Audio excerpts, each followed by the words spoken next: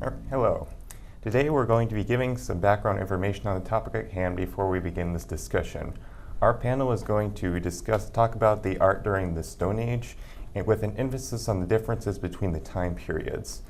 It will focus on three different periods: the Paleolithic, Mesolithic, and Neolithic eras that make up the Stone Age, and progress with the initial area and focus on the final era with an overview of what's in between to compare and contrast the different periods. To begin with, the first period was the Paleolithic era. This took place between 30,000 BC and 10,000 BC and is known for works consisting of small figurines and statues. During this era, there's an emphasis on the Venus figurines. What can you tell us about what the values were during this time from it? So at the time, like you said, there was a strong emphasis on Venus figurines. These figures were used to express fertility through exaggerated curves and feminine features. And what this says about the time is that women and the ability to have offspring were highly valued at the time. I think it shows, possibly in addition to that, how excess could be considered a good thing at the time, because if someone is able to be larger, then that means they have people doing the hunting and gathering for them. They're not going out and doing as much. They're obviously getting a lot in return. So that would make them almost a king or a queen at the time. So I think it's more idolizing wealth. I personally agree with both of your points. I can see how the figurines can mean both things. Reproduction during this time was an important task for these ancient people, so having a figurine that emphasizes this would be a good reminder for these ancient people. These figurines are pretty impressive for the time they're made.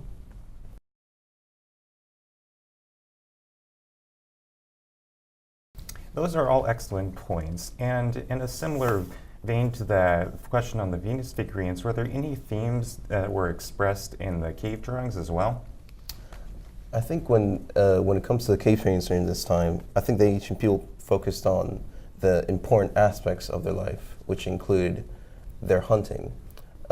In many cave paintings, such as the Great Hall of Bulls, which is located in France, they depict, as the name says, many bulls, which back in their day, it was an important aspect of their life. I agree with your point, but I think they focused a lot on hunting to depict a sense of warning and information to other people to come. They always focus on really dangerous animals. They never show the animals that they hunted that weren't as intimidating, so I feel like it was this way to express a sense of warning. Maybe instead of a sense of warning, maybe it was to express a sense of victory or triumph. So they showed these dangerous animals and the act of themselves hunting them as a way of telling a story to everyone else who is there. So they show themselves hunting a dangerous animal like a bull, and while to us maybe it looks like a warning, possibly to them it was more to show how they had victory or triumph over some conquest.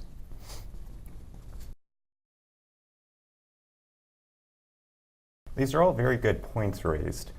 Now we're going to move to the Neolithic period, which is often broken up into three distinct parts, with each part gradually leading to more and more permanent settlements.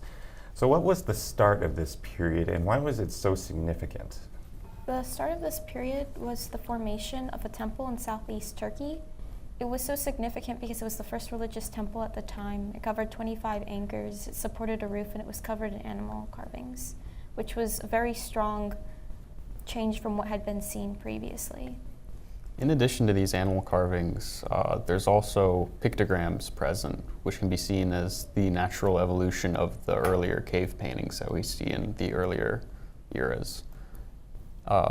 These cave paintings or these pictograms are seen in this temple and caves in the surrounding region, leading people to believe that this is the foundations of religion, and from these pictograms, they're used to convey meaning. I think it's interesting seeing the transition for these ancient people from being on the move to finally settling down. the size and overall structure of the temple is a major mark in history. Alex, I think you're right, as the pictograms are depicting early religion. And I also think these pictograms depict information for anyone that would stumble upon them, either being other tribes or us nowadays.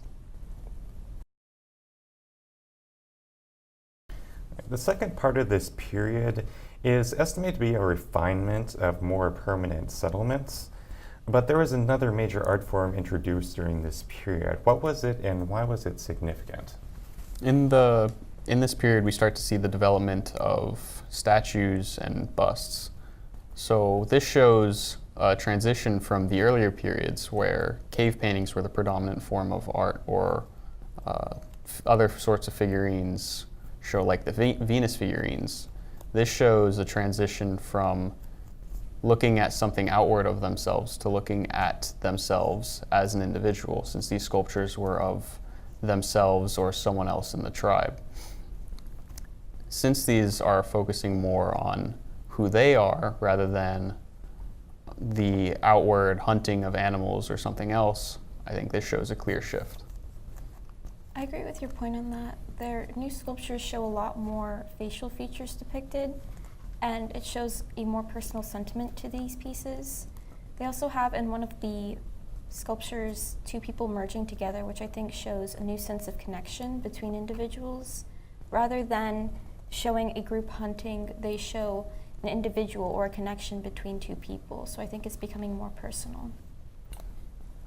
Just as you said, Alex, I think there's a switch between the Venus figurines we saw before in earlier times to a more realistic depiction of people as it starts developing. And I think, as Kristen, as you said, there's now a connection between the individual and the community, which we can see in these statues. It's also reasonable to assume that the art styles of the previous era didn't disappear, but were more further refined. To further comment on this intermediate period, how does the Mesolithic era show a sense of progression in these types of art? So in the Paleolithic era before this Mesolithic era, what we see the focus on cave paintings and Venus figurines. Especially with the cave paintings, we can see that the focus of the image itself is the bulls. The person is just an addition to the image. It's the thing causing the bulls to run. It's not the focus. The focus is the bulls. With the statues and the busts in the Neolithic era that comes after the Mesolithic era, what we see is now that the art style focuses on the individual itself. So it shows highly detailed facial features. It can show expression, and it shows that somewhere in this Mesolithic era, there has to be a shift that has taken place where the art went from being focused on something around the person to being focused on themselves. I agree with your point on that. In the past, we saw a lot of pieces that were focused on the animals performing the action. The animals are running away. Now we see more a human performing the action. So now the human is hunting. The human is running after the animal. We also see works where humans are collecting honey, and they're always now the subject of these paintings. As you were saying, I think as these ancient people were settling down, the way they express themselves started to change. So there was a shift from them being involved in an action. They are the subject of these paintings.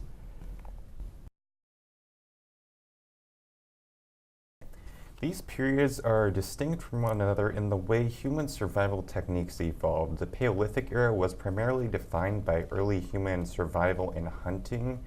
The development that was the defining feature of the Mesolithic era was agriculture, which essentially helped reduce the time needed to move from place to place and reduced nomads to establish more permanent settlements. Now, the Neolithic era was more defined by when humans started cultivating plants and domesticating animals. So the question here is, how do these adjustments and how humans survive, how did they express themselves in the art during them? So these changes express themselves in the work by becoming more and more complex as they move toward permanent shelters. Their work had more time and resources dedicated to them, where in the past they had to continuously move on and on. They couldn't dedicate the time to creating things such as the temple that we see in the Neolithic era. To build on that, in the Paleolithic era, the two common forms of art were the cave paintings and the Venus figurines. With the Venus figurines, you can see how these small handheld sculptures would be important to a nomadic tribe, because if we need to move from place to place on a regular basis, I'm not going to create something large. I'm going to create something small that I can just pick up in one hand and take it with me, or I can just tie a string to it and carry it on me. Later on, when we see the full sculptures of an individual in the Neolithic era, these are a lot larger and a lot more complex because they have the time to make them and they're not going to be moving.